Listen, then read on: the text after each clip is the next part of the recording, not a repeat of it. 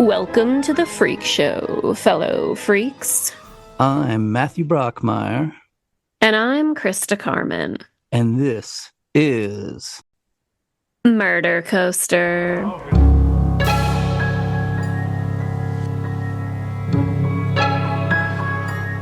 John Wayne Gacy, the killer clown.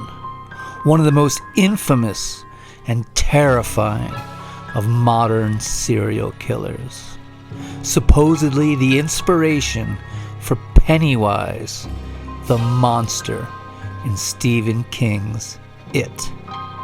His horrifying crimes shocked the world, and today we bring you his story.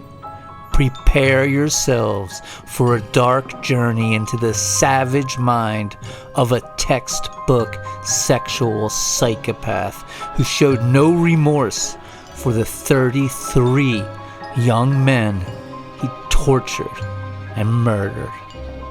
Ladies and gentlemen, we present to you the story of John Wayne Gacy. Let's begin. Prologue. Bring in the clowns.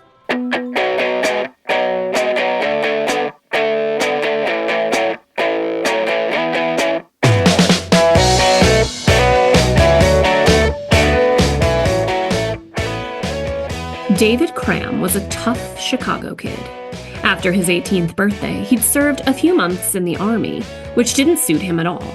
So he'd managed to get himself discharged and headed back to the city, where he found a dead-end job in a tire repair shop. On July 26, 1976, he was hitchhiking down Elston Avenue when he was picked up by a pudgy Polish-American guy named John, who offered him work and a place to stay. John was a contractor, had his own company called PDM, which could stand for painting, decorating, maintenance, or pretty damn messy, or Polish daily maintenance, depending on his mood. John told David how construction was a job that could take you places, how you could rise up through the ranks. Hell, one day he could even be a contractor with his own company just like him. It all sounded pretty good to David.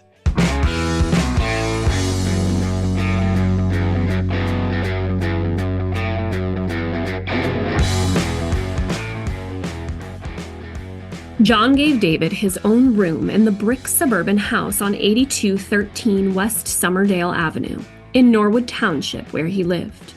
The first thing David noticed was all the clown stuff everywhere. Framed pictures of crying clowns on black velvet, happy clown oil paintings, clown sculptures, even a clown lamp.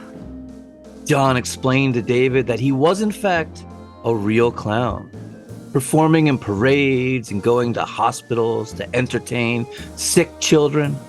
Dressing as a clown made him feel free, he'd say. Clowns could do anything. Clowns could even, and this is a quote, get away with murder. David worked for John painting a hot dog stand and wallpapering kitchens.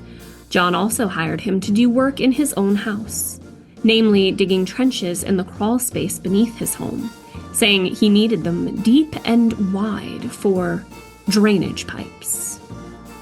On David's 19th birthday, he came home to find his 5'9", 250-pound boss completely wasted, drunk off his ass and dressed in his clown suit, face made up in garish grease paint, an exaggerated blood-red smile, baby blue triangles for eyes, a character he called Pogo.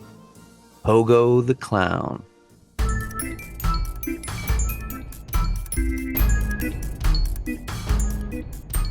John told the teenager he wanted to celebrate his birthday with him, and they sat at a little tiki bar John had set up in the front room, drinking Mai Tais. The drunken clown then told David he wanted to show him a magic trick, saying he was a master escape artist, revealing a set of shiny handcuffs. Pogo the clown gave David the handcuffs and told him to put them on him, and he'd escaped. So, David did as he was told, snapping the handcuffs onto the wrists of his drunken boss, and the clown, winking and grinning, shuffled his hands about to and fro, and then, presto, the cuffs magically came off. The drunken clown, beginning to slur his words, then pestered David to try the handcuff trick himself, saying it was all mind over matter, and the birthday boy relented and let Pogo the clown slip the cuffs onto his wrist. David worked the cuffs back and forth, tugging and jerking, finally asking the clown what the trick was. Pogo smiled and said, "The trick is, you gotta have the key, you stupid asshole." Then, lifting his white-gloved hand to display the small key he had concealed in his sleeve. "Very funny," David said. "Now let me out." The clown began to laugh and tease the teenager, poking him in the ribs with a beefy finger, saying in a Chicago accent, "Does that bother you? Huh? Does that bother you?" Poking and poking at him. David looked at his demented, drunken boss, dressed bizarrely in a clown suit, and said, "If you don't take these fucking cuffs off me, I'm going to kick your ass." The clown went silent, his eyes going cold and dead. He began to growl, and he grabbed the handcuffs, jerking them forward, knocking David down, and began to swing him around by the cuffs, screaming, "I'm gonna rape you. Oh boy, yeah, I'm gonna rape you." David, who'd been trained in hand-to-hand combat in the army, managed to get to his feet and slam his shoulder into the hefty drunken clown, knocking him into the wall, and then kicked him in the face, smearing his grease paint and toppling him over. David stood over his boss, threatening to kick his face in, demanding the key. The drunken clown gave him the key, saying it was all a joke. He was just kidding around. Just wanted to see how David would react. David freed himself and went to his room, slamming the door behind him.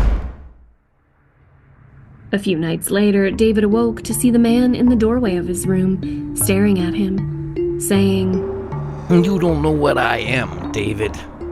You should give me what I want." David blinked and squinted in the darkness to see his boss was naked, cradling an erection, and was then coming at him and jumping in bed with him.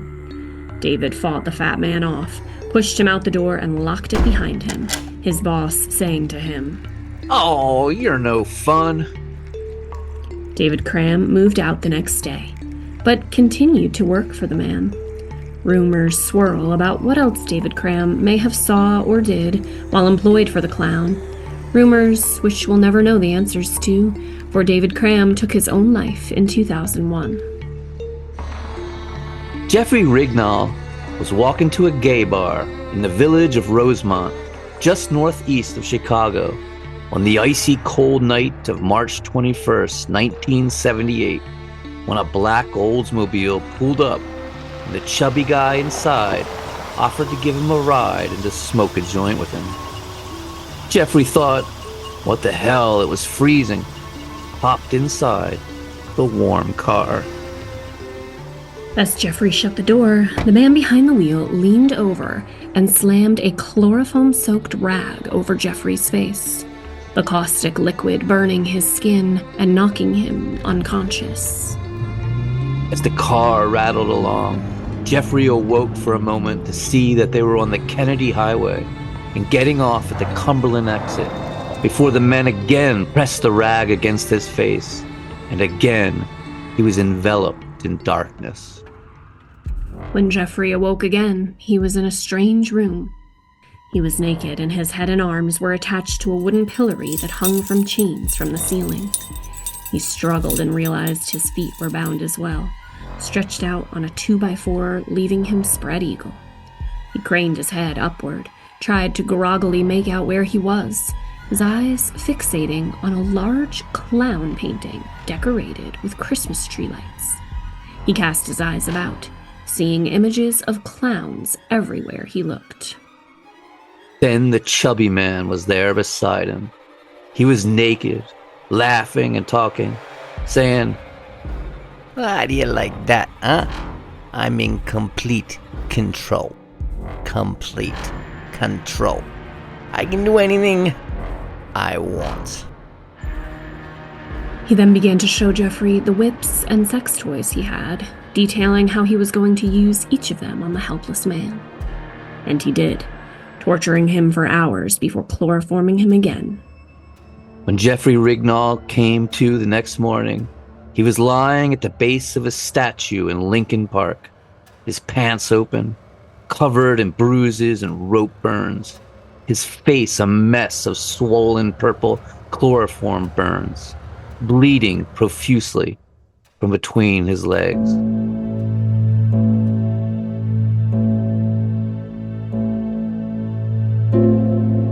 He went to the police, who didn't take it seriously. They didn't see how a man could be a victim of sexual abuse. To them, it was just two gay guys doing gay stuff to each other.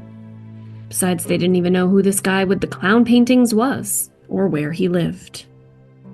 But Jeff was determined to find out who had done this to him and bring him to justice.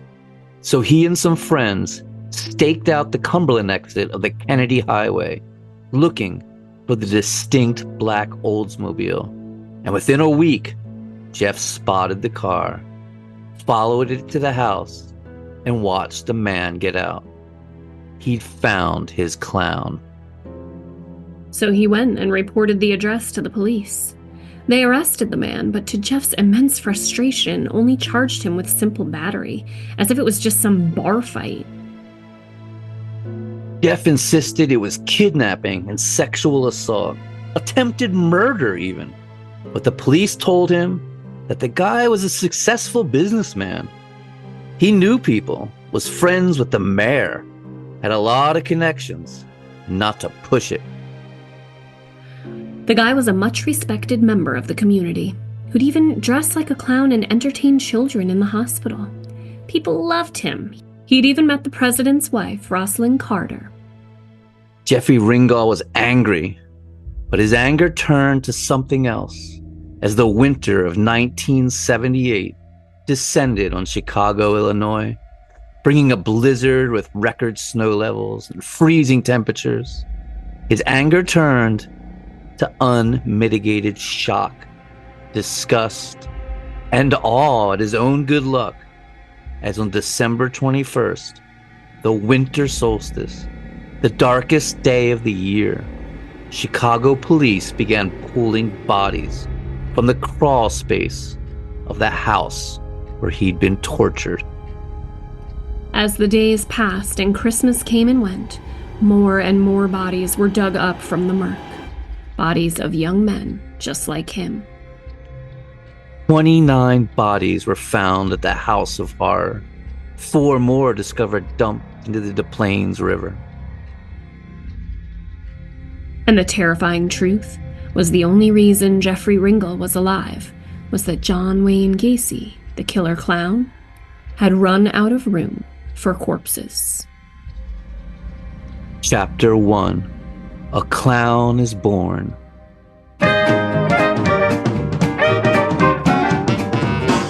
Stay away from that old viper man. Don't you take that fruit he's holding in his hand. Just one bite and you'll be swinging with the band. If you hang around that old viper man. John Wayne Gacy was born at Edgewater Hospital in Chicago, Illinois on March 17, 1942, the second of 3 children and only son of John Stanley Gacy and Marion Elaine Robison. His father, John Stanley Gacy, was 42, having been born in 1900. He was a World War I combat veteran who'd seen a lot of horror on the battlefield, which led him to being a heavy drinker. Alcohol, his means of coping with his PTSD. After the Great War, John Sr. worked as a mechanical engineer at an automobile plant. He was gifted with tools and a skilled tradesman. At 39 years old, the longtime bachelor and war veteran married Marion Robinson, who soon gave birth to a daughter named Joanne. And then, a few years later, becoming pregnant again, this time with a boy.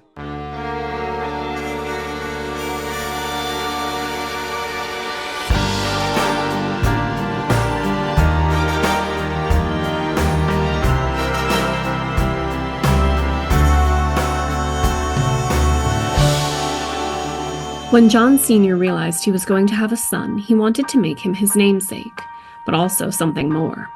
He wanted to give him a name truly American, a name that was tough, manly, and he settled on his favorite film star, the Duke, John Wayne, who'd recently made it big with his role in Stagecoach. Of course, John Wayne's real name was Marion Morrison. He actually had the same name as John Sr.'s wife, which is crazy if you think about it. And John Sr. was most likely wasted when he made this choice. But that's the way it happened, and so it was that John Wayne Gacy was brought into this world.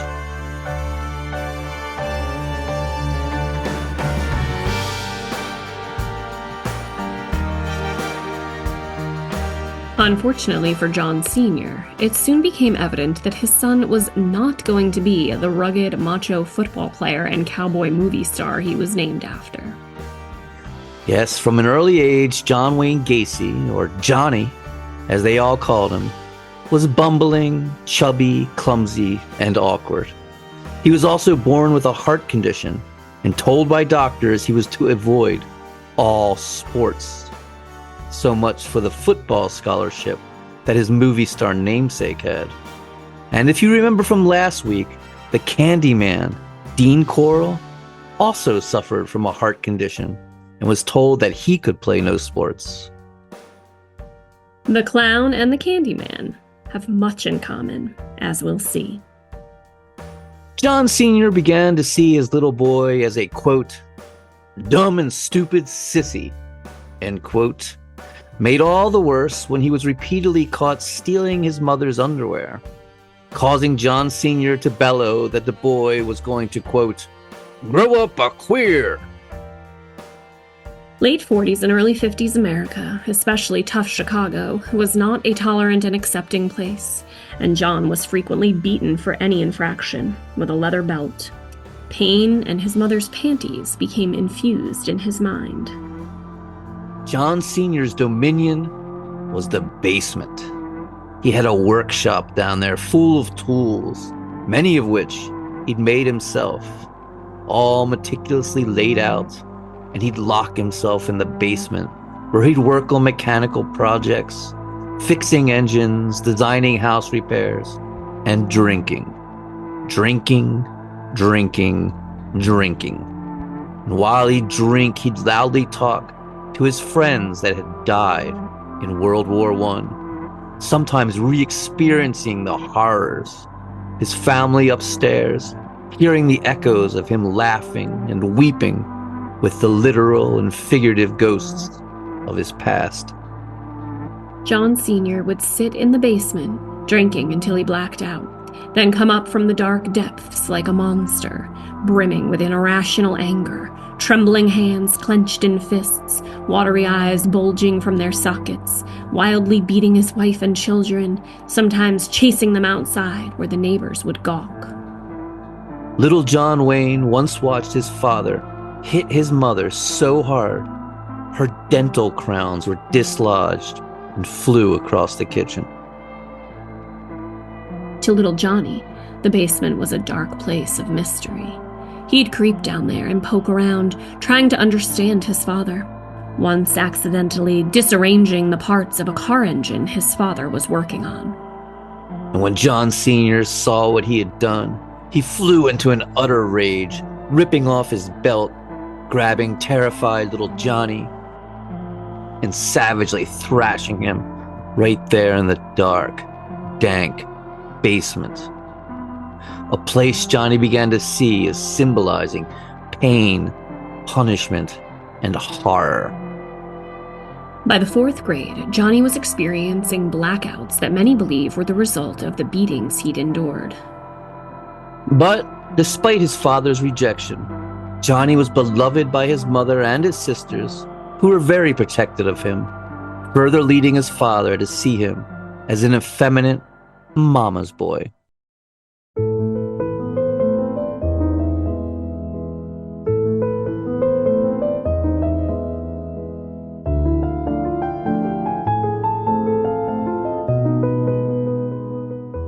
Gacy claims as a small child, a mentally impaired neighbor girl took him to a bedroom, undressed him, and began to molest him.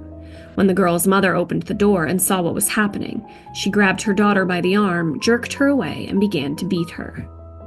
Johnny thought that he too was going to be beaten, but he wasn't. He was just scolded and told by his mother to not be taking off his clothes with girls. But he lived with the constant fear of his father finding out and being beaten over the incident, equating sex with punishment, power, and humiliation from a very young age. Then, when he was 8, Gacy was molested again, this time by an older man, a local contractor who'd gotten friendly with his father. The contractor would take him out to see building sites, tools, and construction. Then he'd wrestle with him, pin him between his legs, and fondle him, afterwards buying him ice cream. A year later, Johnny and another boy were caught molesting a young girl, the other boy's sister. When his father found out, he whipped Johnny severely. Again, forbidden sex and punishment, fornication and violence, all welling up in this child's head. Then Johnny gets hit in the head with a metal swing at the playground. A neighborhood friend recalls, One day, a swing accidentally knocked him across the forehead. He fell to the ground, unconscious. We had to carry him home in a wagon. I didn't see him again for about a week. When I finally did, he was different. He was not the same no more. His fainting spells and blackouts grew more severe, and his father accused him of faking them, of being a sissy and a liar. Johnny would eventually end up in the hospital for nearly a year because of the brain clot, during which time his appendix also burst. He was now 15 years old. He'd lost a year of schooling and would never catch up. Once back home, things were no better. In fact, they'd grown even worse. One of Johnny's friends from high school recalled him being at his house when his father burst out of the basement, blacked out drunk and in a rage, grabbing Johnny and screaming in his face, calling him a sissy boy, humiliating him, smacking him, all for no apparent reason whatsoever. And when his mother tried to intervene, John Sr. just belted her aside. Sitting on death row 20 years later, John Wayne Gacy would tell The New Yorker, Okay, my dad drank, and he was Jekyll and Hyde when he drank. If he came up from the basement and said the walls were pink, you said the walls were pink. But you learned to stay away from him and keep your mouth shut at the dinner table. But I learned values from my father. This is my first pair of Levi's. When I grew up, my father always said that corduroys and khakis were the proper way for a man to dress. If you were wearing jeans, you were making sexual gestures. Which, is this true? Is wearing jeans making a sexual gesture? I do remember in our Melinda Loveless episode, one of the girl's parents believed that jeans were the devil's clothes. That's true. It must be a thing. Chapter 2. The Nifty 50s. Suddenly, the world I used to know, I see it differently. You woke me from a dream, now here's reality. Baby, baby, you are really hurting me. 'Cause every time you tell me I look good in bed, I'm doing fine. But nothing ever changes. And now I see, baby, you are hurting me. Johnny's best friend growing up was his younger sister Karen. They do everything together. and John loved to bake cupcakes and garden and prepare meals with her, all of which his World War I veteran father considered woman's work. His little sister would later tell Oprah Winfrey, My father would call John a sissy, and he wasn't a happy drunk, so we had to be real careful. John felt like he never lived up to Dad's expectations, and this went all the way into his adulthood. One of Johnny's high school friends, Barry Bouchelet, described him as a short kid with slicked back hair and scuffed shoes, but says, what a lot of people don't know about Johnny was that he was an extremely talented singer. Christmas time in the 1950s, we'd go trudging through the snow. Our neighbors would invite us in, and I'd say, ladies and gentlemen, John Wayne Gacy will now sing Oh Holy Night.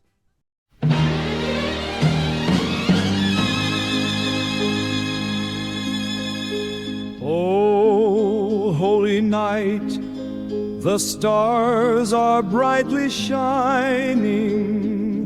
It is the night of our dear spaceship Earth. Long lay the world in sin and error. And when he poured it out, I can't tell you the effect that it had. I was lucky to be there. People would cry. He really touched them. That he did. Ugh. John Sr. was devoutly Catholic, and Johnny considered becoming a priest to please his father, to show him he wasn't a, quote, sissy. Interesting way to prove your manhood, becoming a Catholic priest. And at the same time he was thinking of becoming a priest to please his father, he would lay in bed at night, imagining what it would be like to hug and kiss his male friends.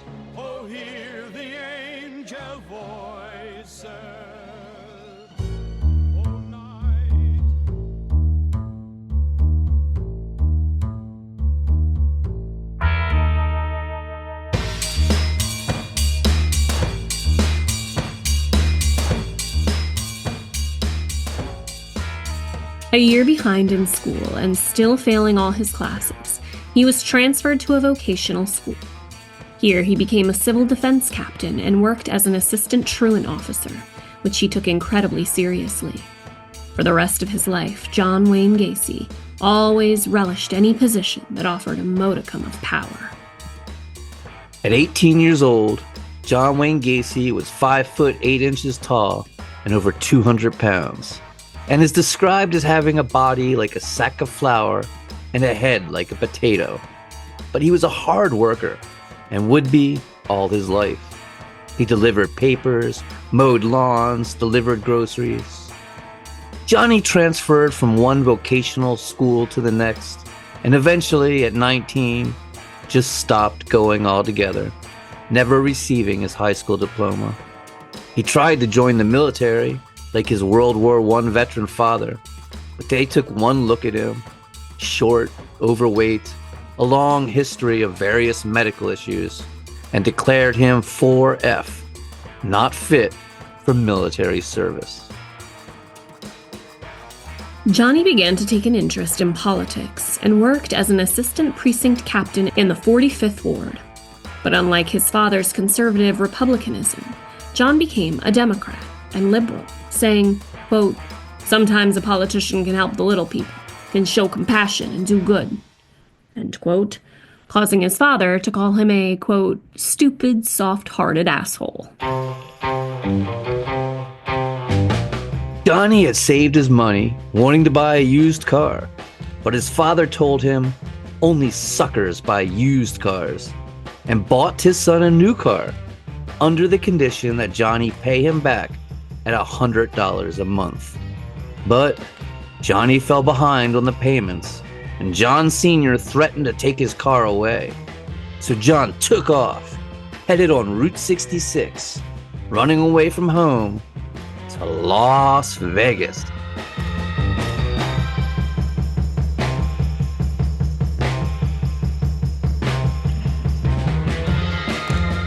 It was April of 1962, spring in the desert and wildflowers blooming as Johnny traversed through Nevada. He had a cousin who had moved to Las Vegas, where she became a high-priced call girl, so he looked her up in the phone book and tracked her down. She was rich, had a new Cadillac convertible, a house with her own maid, slept until noon, and told Johnny that she charged $200 a client. Johnny was impressed and proud of her, and found it refreshing that she spoke so frankly about her occupation and life choices. So he says, at least. John Wayne Gacy was a notorious liar, and many of his stories contradict each other. In Las Vegas, Johnny found himself a job at the mortuary, working as the night man, picking up bodies from hospitals and homes and bringing them back to the funeral home. The job came with room and board, a room known as the call room, right beside the embalming room. He'd later tell the New Yorker magazine that he once slept in the coffin of a little dead boy with the body atop of him, which was strangely soothing and comforting and sensual, giving him an erection. Ugh. But by the summer, he was back in Chicago. Some saying he had to make a hasty retreat from Las Vegas after being caught being intimate with the corpses in the mortuary. Back in Chicago, he set to making amends, showing his father that he could be a winner. Even though he still didn't have a high school diploma, he talked his way into Northwestern Business College and took their standard year-long course, getting good grades. And afterwards, he got himself a job selling shoes for Nunn Bush. And it was there his life really took off. John Wayne Gacy was an amazing shoe salesman. As one acquaintance at the time bluntly put it, quote, "That son of a bitch could really sell shoes." Johnny excelled at Nunn Bush. Customers loved him, and he became manager and was then offered a big promotion, a new job in the Illinois capital of Springfield, about 3 hours south of Chicago, where he would be overseeing all the shoe sales in a large department store called Roberts. Johnny worked hard and hustled. He'd trade shoes at cost for clothing and jewelry, saying, "You talk about men's jewelry? Hell, I had the best of swank cufflinks, tie pins. I had a collection of stones. I liked large, flashy cufflinks. Women would always remark about my dress. Psychologically, I got recognition from the customers. I enjoyed the attention, and it made a good impression on the customer. Just by looking at me, you knew I had to be the boss." He also caught the eye of a young salesgirl named Marilyn Myers, whose father was a local wealthy businessman. And after a whirlwind romance, the two lovebirds were married in September 1964. Gacy says this is around the time he had his first homosexual experience. He claims he passed out drunk, and when he woke up, his friend was filleting him. And then, he just let him do it to be polite, which honestly sounds like a fantasy. If anything, I think it was probably the other way around, but who knows? Gacy said he enjoyed it while it was happening, but was repulsed, felt guilty and remorseful and depressed for months afterward. But again, who knows, for it would later appear he was physically incapable of feeling remorse. But Johnny's star was rising. He joined the Springfield Junior Chamber of Commerce, or the JCs, a leadership training organization for businessmen under 40, and in 1964 was the JC's key man for April. The following year, he was named the outstanding first-year JC and the third most outstanding member statewide.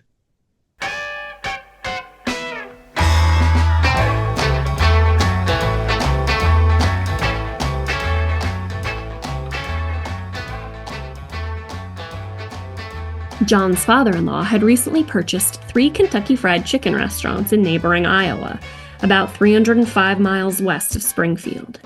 This was 1966, in the early days of fast food, and the restaurants were booming, packed day and night, and he offered John an amazing deal. He offered to give John and Marilyn a house to live in, pay John $15,000 a year, plus 20% of the profits. Marilyn was pregnant with their first child, and John jumped at the offer. So, after completing a course at Kentucky Fried Chicken University in Louisville, Kentucky, yes, there was a Kentucky Fried Chicken University in the 60s, they moved to Waterloo, Iowa, where Gacy says his life was absolutely perfect. Chapter 3. The Colonel.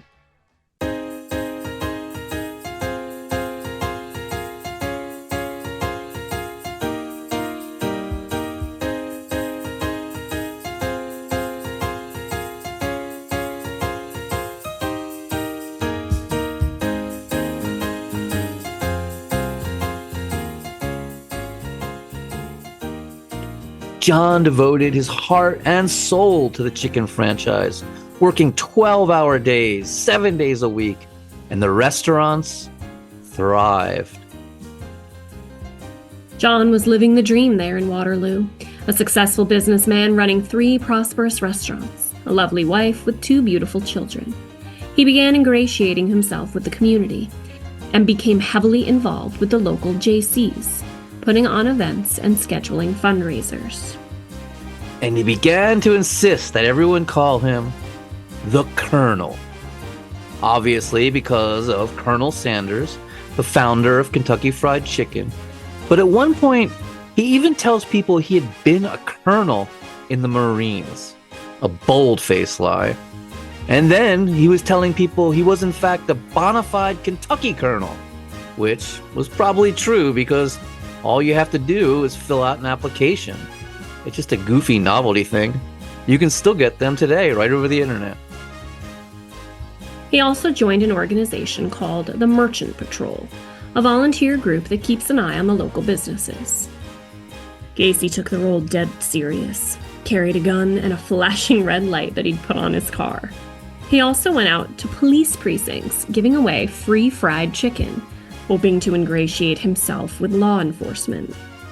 His father came to Iowa to visit him and was very impressed.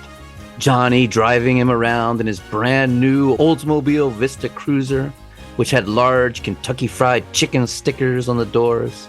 Everyone calling him Colonel. And John Stanley held out his hand to his son and they shook, his father looking him in the eye and telling him, "I was wrong about you, John." By 1966, the Colonel John Wayne Gacy was one of the JC's board of directors and one of their top recruiters. By 1967, he was the vice president, serving with outstanding distinction. The restaurants were booming. Everything was absolutely perfect. And Gacy had dreams of going into politics and becoming a senator, even mayor. But as his arrogance took over, he came to see himself as invincible, and his dark sociopathy began to reveal itself in horrifying ways as he spun out of control.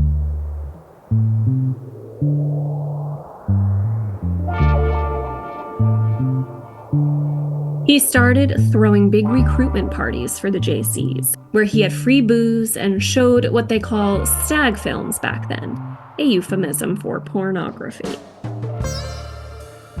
In 1966, showing obscene, lewd, lascivious, or filthy materials was a federal crime. And I can only imagine what Iowa's state laws were at the time. And John is not only showing porn, he's actually hiring sex workers to come work the parties. This shows he had connections in the sex underworld early in his life. And he makes his access to pornography a big selling point, often bragging about it. He and his wife became swingers, trading partners, having what they called key parties, where everyone throws their car keys in a hat and their wives go home with whomever's car keys they randomly pick. And this is all fine and dandy, consensual adults enjoying the changing culture of the late 1960s. But disturbingly, John then starts preying on underage boys. First, he begins hiring lots of teenage boys to work in his restaurants. Then, like Dean Corll, he puts a pool table in his house and starts inviting them over to play pool, getting them drunk, showing them porn. Fellow JC and businessman friend told John how he was having trouble with his son, Donald Voorhees. The boy was growing rebellious, running away, so Gacy, under the pretense of taking him under his wing, began to groom him. Gacy would bring the 15-year-old back to his house, give him beers and show him porn films, saying it was for educational reasons. He asked the kid if he'd ever had sex, then told him it was perfectly normal for men to give each other oral sex. It was part of growing up and becoming a man, saying, "It don't mean you're queer. It's scientific. Read the Kinsey report. You have to have sex with a man before you have sex with a woman. Science. There's nothing wrong with anything unless you make it wrong in your own mind." Gacy started paying the kid $50 to let him go down on him. Which is pretty much exactly like the relationship between Dean Corll and David Brooks. But Don Voorhees wasn't the only boy John Wayne Gacy was grooming there in Waterloo, Iowa. Other boys he told he was conducting sexual experiments for scientific research, citing the Kinsey Report, a groundbreaking study of human sexuality that had been released in the early 50s. He even had some bogus certificate printed up, declaring himself an official government sex researcher. He'd get the boys drunk, start betting on pool games, and then say whoever loses the game has to perform oral sex on the winner. It started getting really weird. He would bring boys to his house and chain them up and force them to watch pornography, or chain them to his bed to watch while he engaged in sex with other boys. One boy he let have sex with his wife, another he threatened with a gun. And another boy, Mark Miller, who worked in the kitchen of one of his KFCs. He offered him a ride home, then choked him out and violently raped him.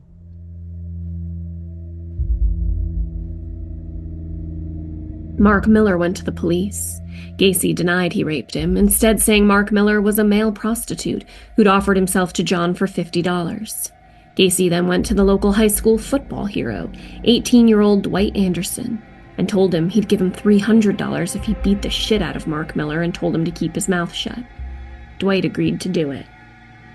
But it didn't go as planned. Mark Miller fought back, breaking Dwight's nose and running straight to the cops. And Donald Voorhees told his father what had been happening between him and John Gacy, and he went to the police as well. And now Gacy was really up shit's creek. He was charged with sodomy, attempted perjury, armed and malicious threats to extort. He was sent to undergo a psychiatric evaluation, which found him to be highly intelligent, yet diagnosed him as, quote, sociopathic personality disturbance, antisocial reaction. It basically said he was a textbook psychopath, and that therapy would likely do no good, stating, "We regard Mr. Gacy as an antisocial personality. Persons with this personality structure do not learn from experience and are unlikely to benefit from known medical treatment." So John demanded a lie detector test, took it, and failed miserably.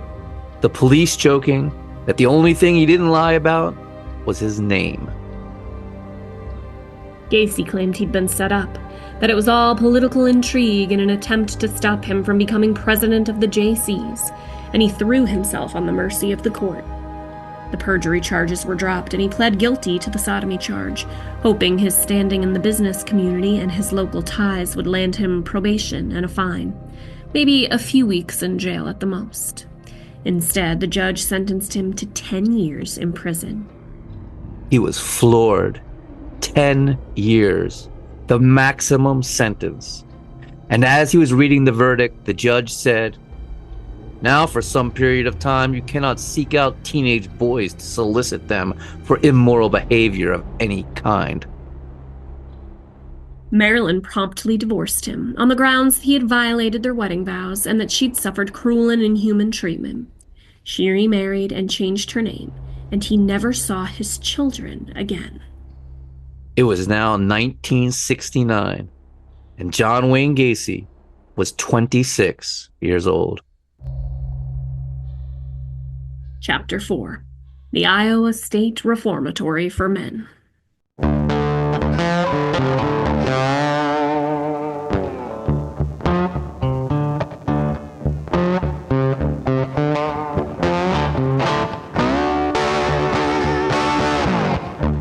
The Iowa State Reformatory for Men, as it was called then, is today called Anamosa State Penitentiary and is a medium and maximum security prison built in 1875 in the Scottish baronial revival style, a medieval-looking stone fortress with grim rock walls and ornate Gothic turrets, looking more like a castle than a prison, and holding nearly 1,000 of Iowa's violent criminals and sex offenders.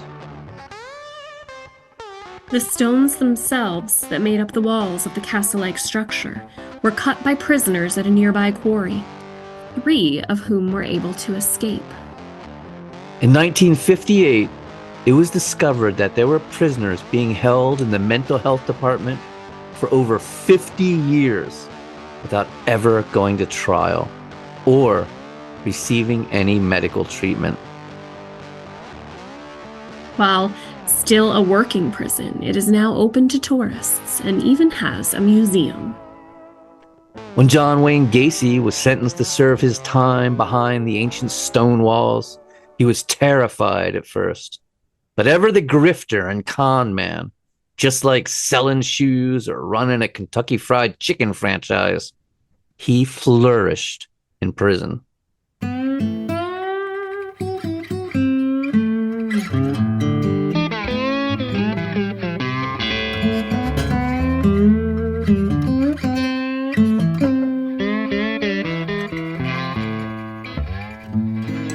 Prison reform was a very big thing at the time, and John was the model inmate.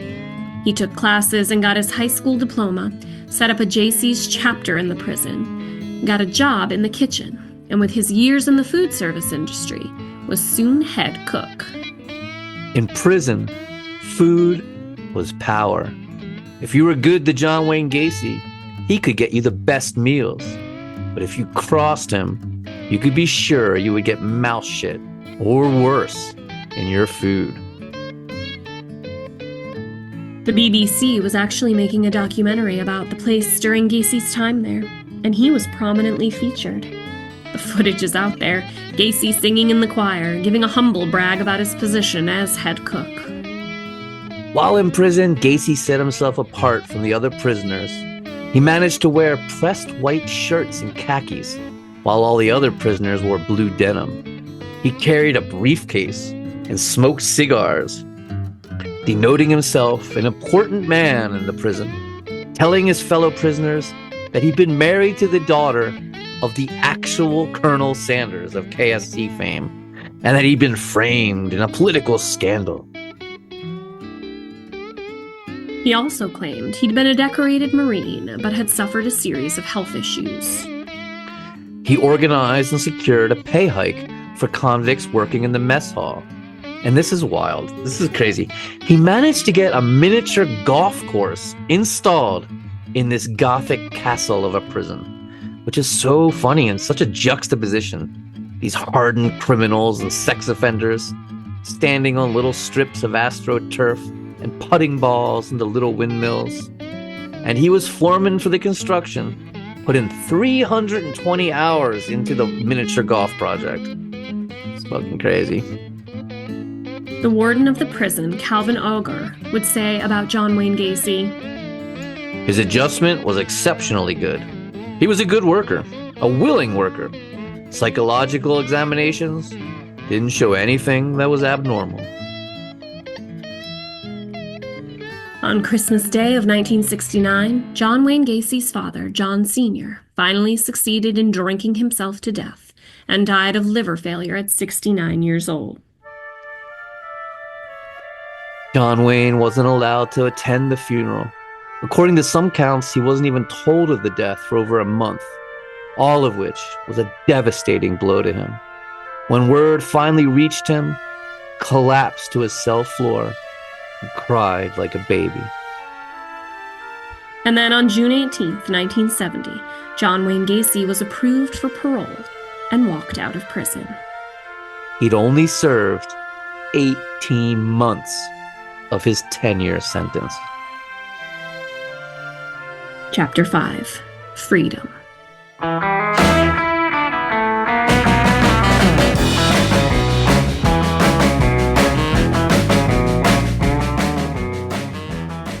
Gacy was able to get his parole transferred to Chicago, saying he had to take care of his sick, widowed mother, and he moved in with his mom in a condominium at 4343 North Duval, working the grill at Bruno's Restaurant and Lounge at 126 North Wells, in the famed Loop area.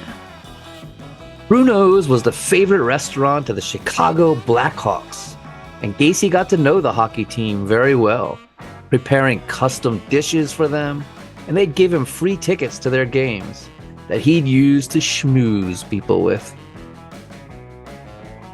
There were no computers in police departments back then, no databases of sex offenders. Various districts and counties barely communicated, and Gacy's conviction and parole was in an entirely different state. If his parole or prior conviction ever came up, he'd just say he was randomly caught up in a prostitution sting, but that he was innocent, that the whole thing was ridiculous, and there was no way of proving otherwise. But being a textbook narcissistic sociopath, Gacy continued with his predatory ways. Just 8 months out of prison, John Wayne Gacy picked up a teenage boy and attempted to assault him. John was arrested, but claimed that the boy was the one who had made advances on him, that the kid was some kind of street hustler, and John had just been trying to help him out and give him a ride. When the trial came, the kid didn't show up to testify, and the charges were dropped, and the parole board in Iowa was none the wiser. And again, in June of 1971, a teenage boy told police John Wayne Gacy had flashed a sheriff's badge, told him he was the police, brought him to his car, and forced him to perform oral sex on him. Again, the charges were dropped.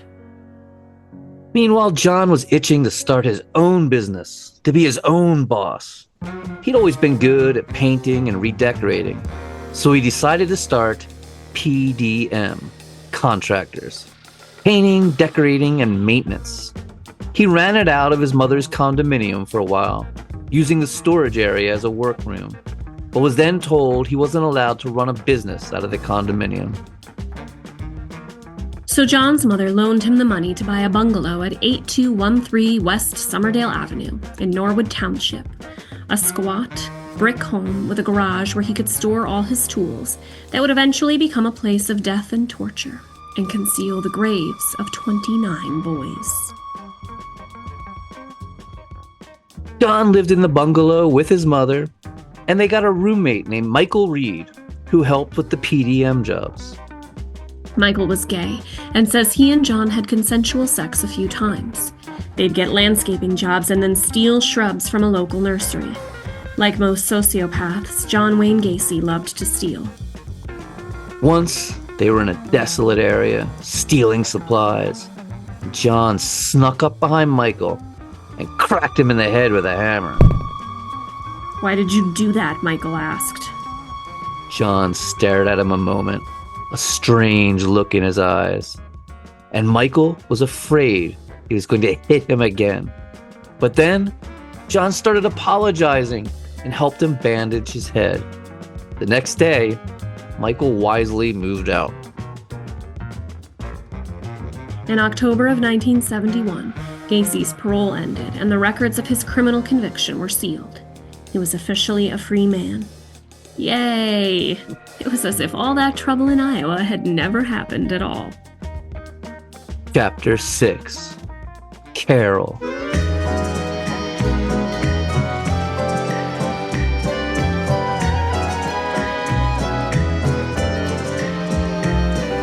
Ecco il mio cuore, I'm giving you all my love.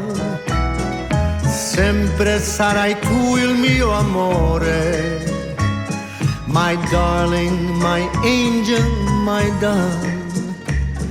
If ever you would leave me, I think I would lay down and die. Oh, ecco il mio cuore, now tell me your heart is mine.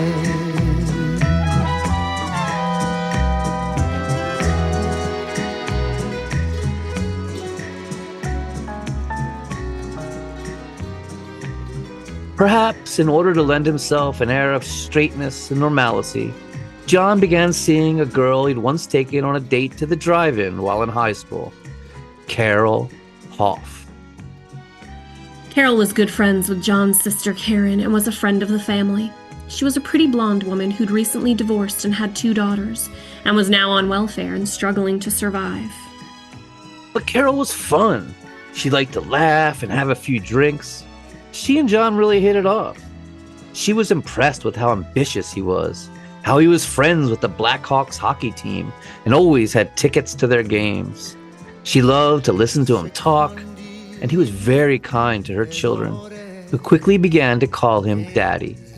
He was very considerate and sweet, and as she said, He swept me off my feet. he was honest with her at first as well.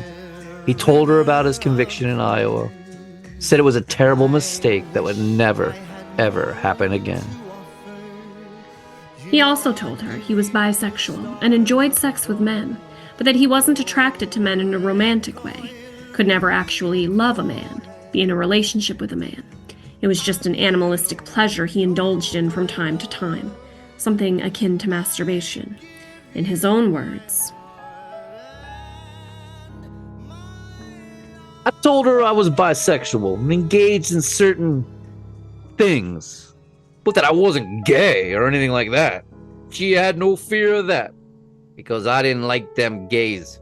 I was against them. I thought they were sick and everything. Weak. It was as if I was trying to tell her something. I think if she would have been stronger, then this thing would never have gotten loose. he always finds someone else to blame, which is one of the signs of psychopathy. This poor lady did nothing but support and love him. John eventually proposed to Carol, and a wedding date of July was set. As 1971 turned into 1972, all was perfect and harmonious. He was a popular chef at Bruno's restaurant. His painting and decorating business was gaining traction. He was engaged to a beautiful woman who loved him. He was a proud homeowner in a good working-class neighborhood. What could possibly go wrong? Chapter 7. Greyhound Busboy.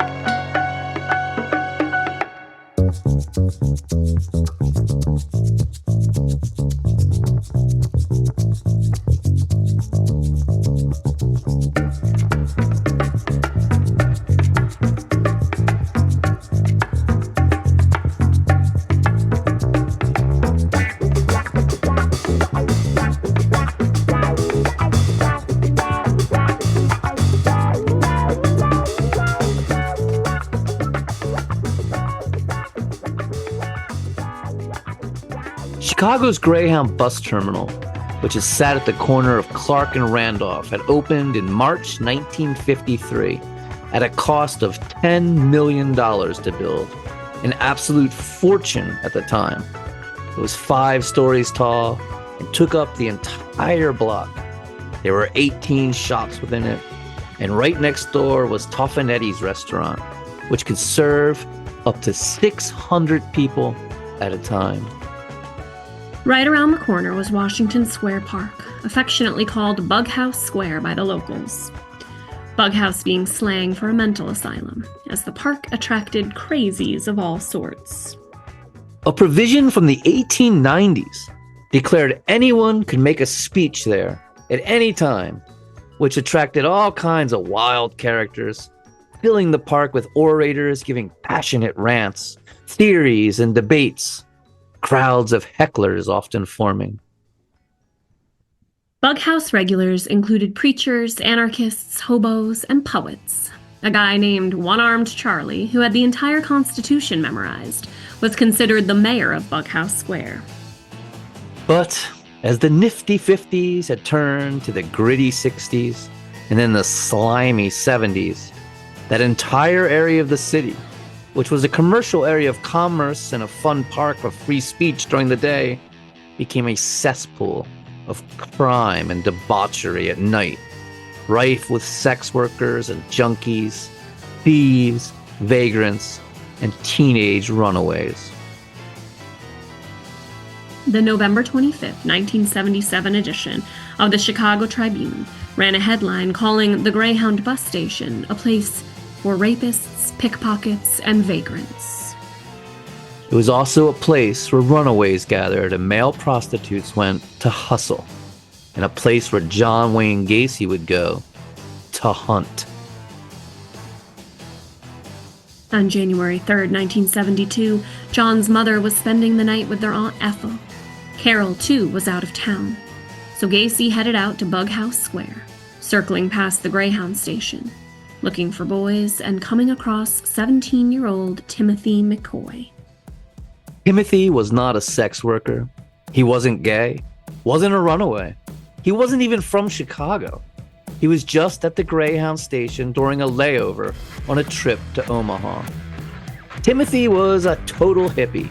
He loved the band Creedence Clearwater Revival, and who doesn't? Amazing band. Timothy had even gone to Woodstock when he was just 14 years old. He was a free spirit and a traveler who had never been to Chicago before, and he most likely had no idea he was in a spot that was known for sex work and drug dealing. Gacy spotted the shaggy-haired youth wandering along outside the bus station and started a conversation with him, then offered to drive him around the city, showing him the famous landmarks.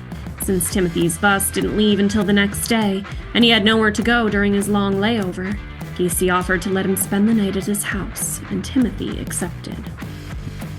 At the house, they ate some dinner, had a few drinks, and according to Gacy, had consensual oral sex. And then Timothy went to sleep in the spare room.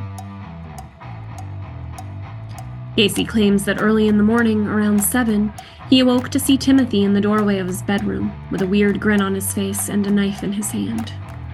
Seeing the knife in the teenager's hand, instinct then took over, and Gacy leapt up, grabbing the kid, who said, "What are you doing?" and kicked him. In the ensuing melee, Gacy's arm was grazed by the knife. And overpowering the boy, sitting on his chest, Gacy wrestled the knife away, howling, "Motherfucker, I'll kill you!" as he stabbed him repeatedly in the chest. And in doing so, he spontaneously orgasmed. Gacy claims for a moment he considered calling the police, telling them how it was self-defense, the teenager coming at him with a knife. He felt drained, flummoxed, panicked. He took the knife to the kitchen, looked on the counter, and saw eggs, butter, and a block of uncut bacon, and realized the teenager had been making breakfast, and absentmindedly wandered into his bedroom, not realizing he was still holding the knife in his hand. It had all been a terrible accident and misunderstanding, at least according to John Wayne Gacy.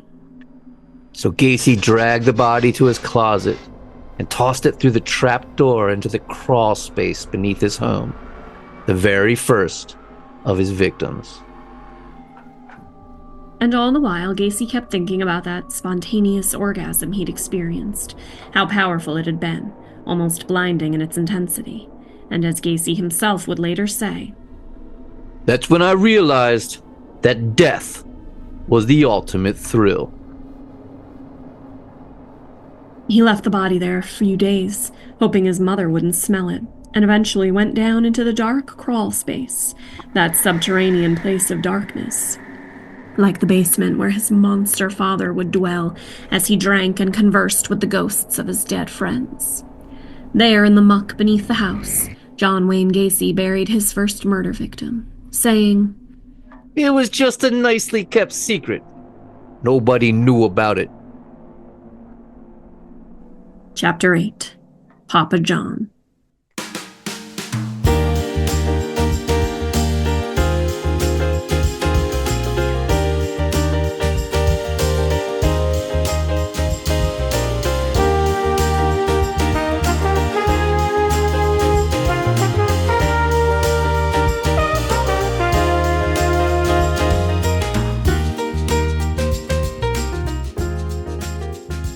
As his wedding day grew closer, John's mother, Marion, announced she was moving out of the house as, quote, No two families should live together.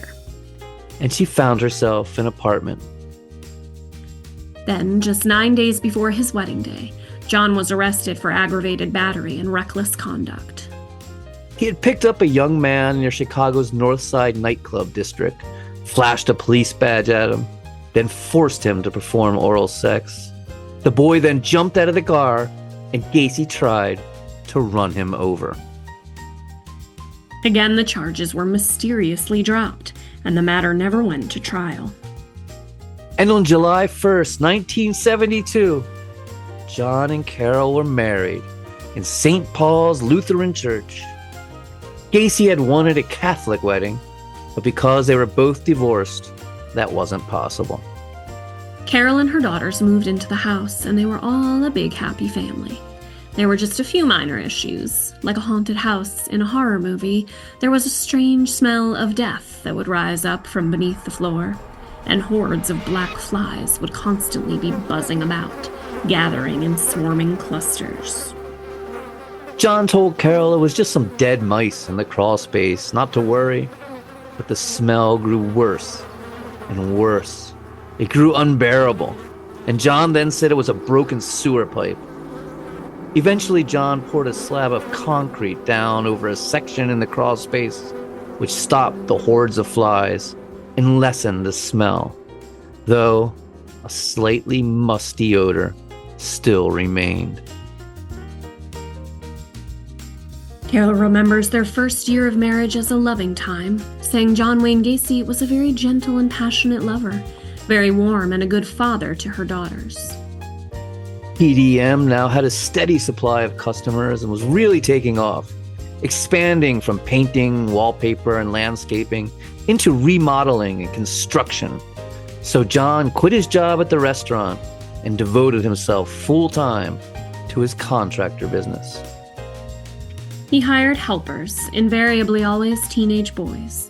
When asked why he would hire young, inexperienced kids as opposed to seasoned construction workers, he said that the teens worked cheap, for a fraction of what he'd have to pay a professional, and that he could train them to do things his way. As he would later say, Found a lot of good in young people working for me. It's just that they had to have somebody there that was understanding. A lot of them, I was almost like a father to them. And in fact, many of John Wayne Gacy's teenage workers began to call him Papa John. The garage became his workshop and private area. Just as his father had the basement, he kept his tools there and was off limits to anyone but him. The garage even had its own side entrance, so he could come and go from it unnoticed. He became a respected businessman and well-liked neighbor. Gacy joined the Moose Lodge, kind of poor man's Masons, a fraternal organization started in 1899 dedicated to bringing communities together, often just an excuse for businessmen to get drunk and watch stag films, which Gacy was always ready to provide.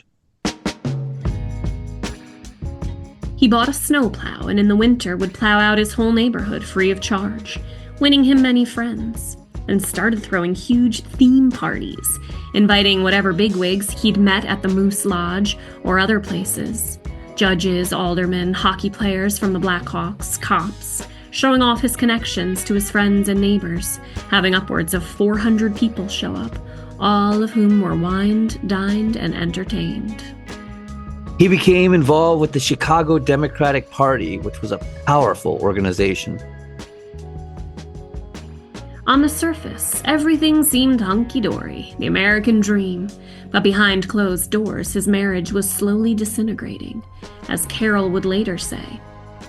After a while, we didn't have too much sex at all anymore. John was either out somewhere or just too tired. He began discovering disturbing pornography involving very young teenage boys, sometimes covered in blood and bound, as well as women's silk panties that would be covered in strange stains.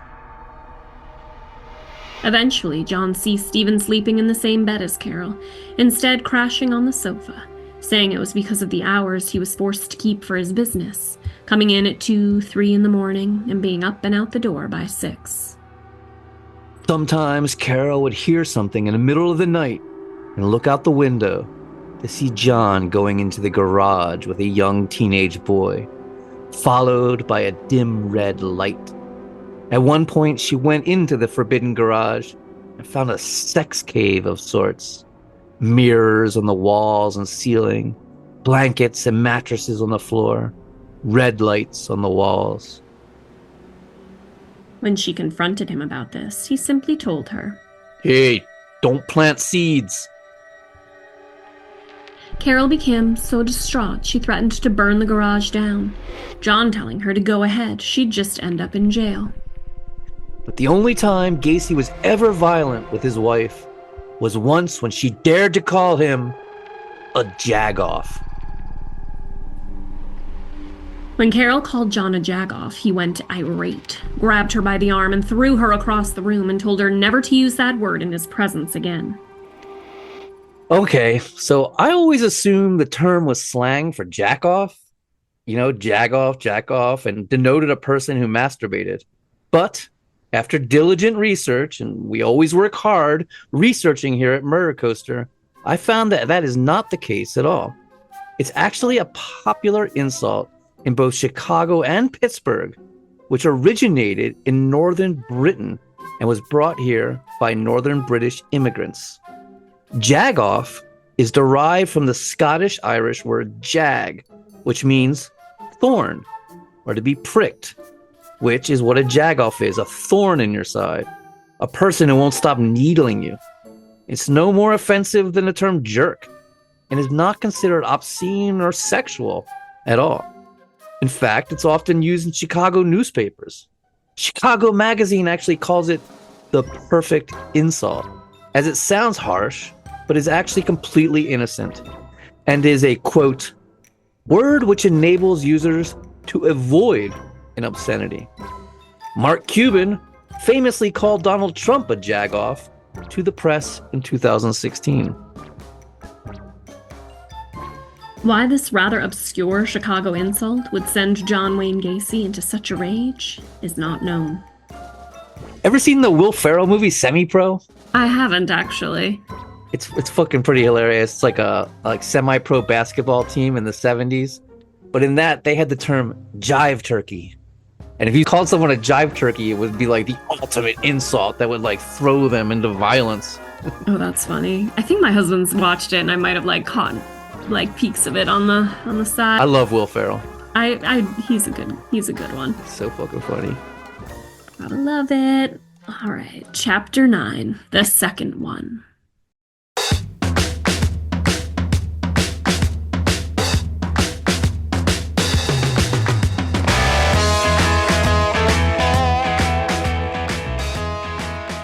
As Gacy's parties grew more lavish and he began to rub elbows with politicians, he decided to put in a large barbecue pit in the backyard and had one of his young workers, Tony Antonucci, dig out an area where they would pour a concrete foundation. Tony dug down about 10 inches, and John told him no, it had to be much deeper. He dug again, and John said deeper, deeper, eventually making him dig down a good 3 feet, which Tony thought was ridiculous for a barbecue pit, but he just did as he was told. When Tony returned to pour the concrete, he discovered Gacy had already done it, apparently by himself, in the middle of the night, which struck him as odd. But Gacy was an odd duck. There was no denying that. What no one knew was that John Wayne Gacy couldn't stop thinking about killing and raping young men, was becoming obsessed with the thoughts, and that he'd done it again, killed another boy. To this day, the body has yet to be identified. During his original confession, Gacy simply said he tortured the boy, possibly as young as 14, before using a garrote to strangle him to death, and learning that this was his preferred method of killing, what he called the rope trick, attaching a length of rope around the neck and securing a stick within it that could be cranked to tighten the rope. Disturbingly, he also said that he learned that corpses leaked, and that a lot of fluids had drained from the mouth of the young victim and stained the carpet in the closet where he had stored him. So afterwards, he always put a sock or underwear deep into the throats of his victims to stop leakage. The body was placed there by the barbecue pit, covered in cement, and he'd stand atop it during parties, grilling pork and burgers and hot dogs and sausages, entertaining for neighbors and politicians and businessmen and cops, often dressed in some ridiculous outfit, as a cowboy or George Washington, his little dark secret literally below his feet. Could this unidentified victim have been a sex worker? Yes, Gacy was well known to have frequented male prostitutes and to have murdered them as well. As he himself chillingly said, You bought them. You bought their bodies to do what you want with it. To me, they're not human beings. It's like you go into the store. If you buy something, you bring it home, you decide you don't like it, and you want to break it, it's yours to break because you paid for it. And could this victim have been a sex worker for a nationwide prostitution ring of teenage boys called the Delta Project, which was based right there in Chicago but had ties to California, Louisiana, and in particular Texas, to a serial killer named Dean Corll? Perhaps.